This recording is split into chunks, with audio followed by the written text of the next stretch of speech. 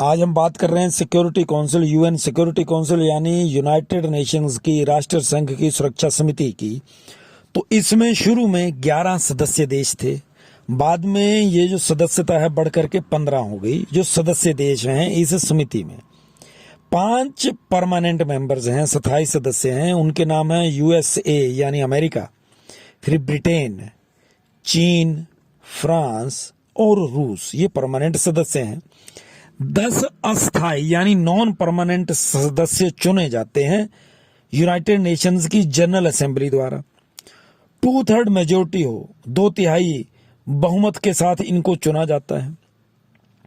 जो सदस्य 2 साल का अपना कार्यभार निवृत्त कर देते हैं, रिटायर होते हैं 2 साल बाद, उनको बड़ी जल्दी नहीं चुना जाता।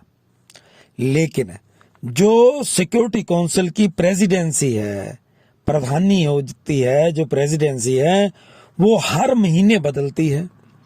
ये जो इंग्लिश के अल्फाबेट हैं इसके अनुसार देशों का नंबर आता जाता है और वो इसके प्रेसिडेंट बनते जाते हैं। जो सिक्योरिटी काउंसिल के सदस्य हैं सबके पास एक वोट होती है, और ये जो 5 स्थायी सदस्य हैं इनके पास एक वोट का होना यानी इनके पास वीटो पावर है।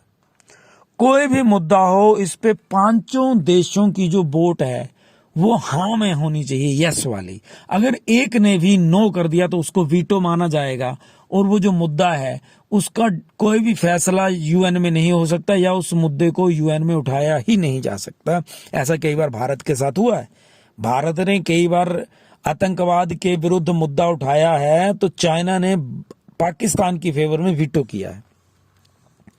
जो 10 नॉन परमानेंट मेंबर्स हैं सिक्योरिटी काउंसिल के, इनके पास वीटो पावर नहीं होती।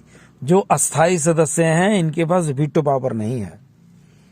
ये जो मेंबर सदस्य देश होते हैं, ये जो 15 सदस्य हैं, तो इनका कोई ना कोई रिप्रेजेंटेटिव यूएन हेडक्वार्टर्स में होना ही चाहिए, क्योंकि कभी भी कोई मीटिंग हो सकती है।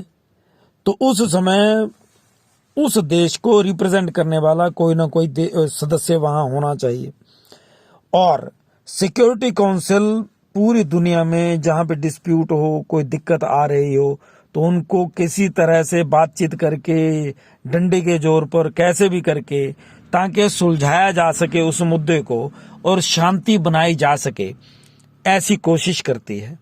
इसमें सेनाएं भी जाती हैं। सिक्योरिटी काउंसिल्स में जो सदस्य देश हैं, यूएन सिक्योरिटी फोर्सेस आपने सुना होगा, वो इसी काउंसिल के कारण अलग अलग जगहों पे जहां पे कोई दिक्कत है वहां सिक्योरिटी काउंसिल्स की जो सदस्य हैं इनकी सेनाएं जाती हैं। भारत की सेना भी जाती है यूएन सिक्योरिटी फोर्सेस में, और ये कोशिश की जाती है कि अगर उस मुद्दे को नहीं सुलझाया गया तो वो एरिया यूनाइटेड नेशंस की सिक्योरिटी फोर्सेस के अंडर रह जाता है।